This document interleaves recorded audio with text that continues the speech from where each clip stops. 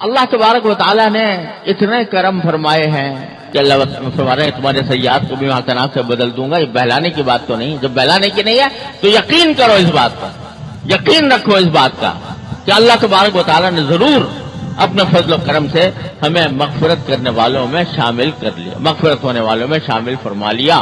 ایک نئی زندگی عطا فرما دی, ایک حیات تازہ عطا فرما دی. لیکن ایک عجیب قرآن کریم کا انداز ہے. اللہ تبارک و تعالیٰ فرماتے ہیں کہ میں قریب ہوں, تم دور نہ چلے جانا. اللہ اکبر. دوری جو کچھ ہوتی ہے وہ ہماری طرف سے ہوتی ہے. اللہ تعالیٰ تو قریب ہے. دوری ہماری طرف سے ہوتی ہے کہ ہم غافل ہو گئے, ان کے ذکر سے غافل ہو گئے, ان کی فکر سے غافل ہو گئے, ان کے خیال سے غافل ہو گئے. یہ غفلت ہماری طرف سے آتی ہے, ورنہ وہ تو قریب ہی ہے. میں ہزار تجھ سے بعید ہوں یا عجب کہ تو میرے پاس ہے. میرے والد ماجد رحمۃ اللہ کا شعر ہے کہ میں ہزار تجھ سے بعید ہوں یا عجب کہ تو میرے پاس ہے. میں چاہے کتنا بھی دور چلا جاؤں تو میرے پاس ہی رہتا ہے, لیکن میرا کام اتنا ہے کہ اس دور جانے کے بعد میں لوٹ آؤں اور لوٹ کر تمہارے قرب کا احساس پیدا کر لوں. اے اللہ تیرے قرب کا احساس پیدا کر لوں. اور وہ قرب کا احساس جو ہے وہ پیدا ہوتا ہے اللہ تعالیٰ کے ذکر اور فکر سے.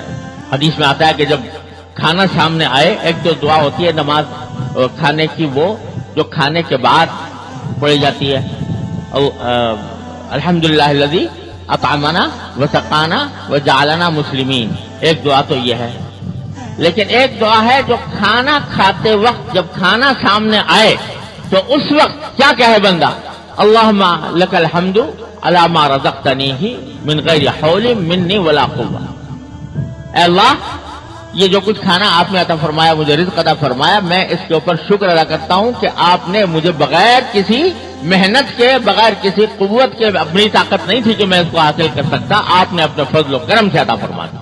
تو بندہ یہ جو کہہ رہا ہے کہ میں آپ کی عطا ہے, جب آپ کی عطا ہے آپ کا شکر ادا کرتا ہوں, یہ کہہ کر کھا لیا الحمدللہ, غفلت دور ہوئی.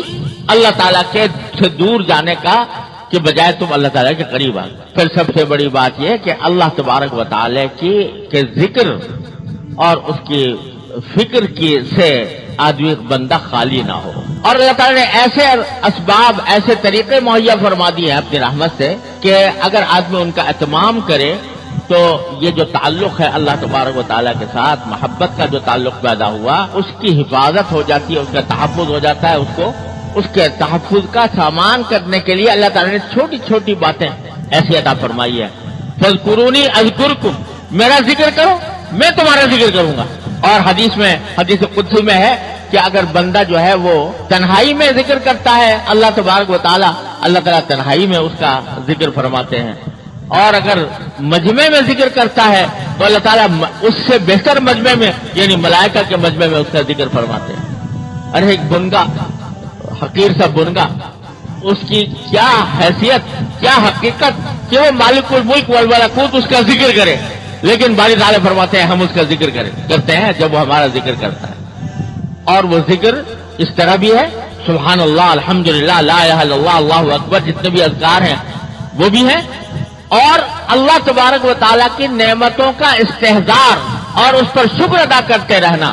جو کچھ بھی نعمت میسر ہو, چھوٹی سے چھوٹی نعمت بھی ہو, تو اس کے اوپر اللہ تبارک و تعالیٰ کا شکر ادا کرتے رہنا اور اپنی ہر حاجت کو اللہ تعالیٰ سے مانگنے کا خوگر بننا کہ چھوٹی چھوٹی باتیں بھی میں اللہ تعالیٰ سے مانگتا رہوں, ہر وقت مانگتا رہوں.